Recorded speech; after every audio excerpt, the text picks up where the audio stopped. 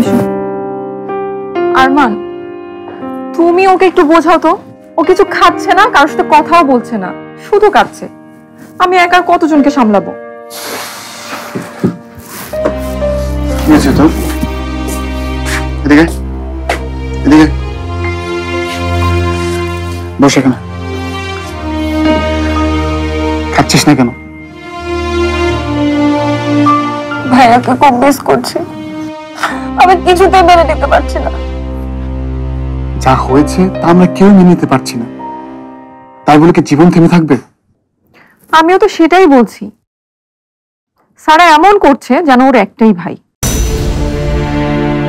ঋতু, সারা ইরফানের খুব ক্লোজ ছিল, তা সবাই জানে।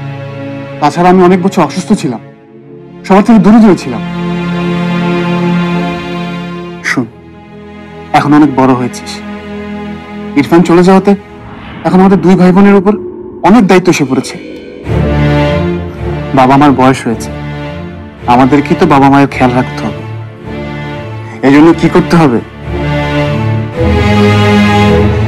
নিজেকে নিজের যত্ন নিতে শিখতে হবে, নিজেকে সুস্থ রাখতে হবে, তাহলেই না বাবা মায়ের খেয়াল রাখতে পারবি। মায়ের খেয়াল রাখতে হবে না সারা, মায়ের নতুন মেয়েই মায়ের খেয়াল রাখবে। কে নতুন মেয়ে? তুমি? আমার কি আর সেই কপাল আছে? আমি তো আরমানের বউ, যে এই বাড়ির সব থেকে অবহেলার পাত্র। আমি কিভাবে মায়ের মেয়ে হব? তাহলে কার কথা বলছো তুমি? পারমিতার কথা বলছি। মা পারমিতাকে নিজের মেয়ে বানিয়ে এই বাড়িতে রেখে দিয়েছে। বোঝো না ব্যাপারটা? এতদিন ইরফান যেমন মায়ের সব থেকে প্রিয় সন্তান ছিল, এখন সেই জায়গাটা নিয়েছে পারমিতা। তুমি এইভাবে কেন বলছো? লালবউ তো এই পরিবারেরই একজন। হ্যাঁ, পরিবারের একজন ছিল, কিন্তু ইরফানের সাথে ওর ডিভোর্সের কথা সেটা তোমরা সবাই কিভাবে ভুলে গেলে সেটা আমি জানি। এই বাড়ির সাথে তো ওর সম্পর্ক ইরফানের কারণে।